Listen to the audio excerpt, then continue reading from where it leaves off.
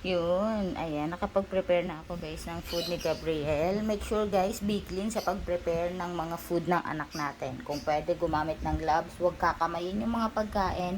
At make sure bago takpan yung mga pagkain is malamig na siya.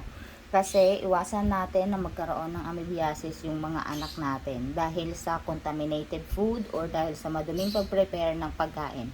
Iwasan natin yan ngayon guys kasi nauuso na naman ang mga sakit-sakit sa bata na hindi natin alam kung saan nangyari, which is sa pagpe-prepare pala ng food, which is nagkakaroon ng amoebiasis or nakakakain yung bata ng contaminated food, which is mali or madumi yung pag-prepare ng pagkain. So, if you prepare hotdog and you want to slice it, gumamit kayo ng pang-ipit and then bago nyo siya slice. Don't hold the hotdog itself. Or gumamit kayo ng plastic gloves.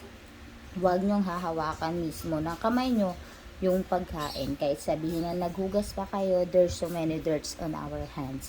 So be very careful guys. A friendly reminder from Clean Just Beddings. Bye!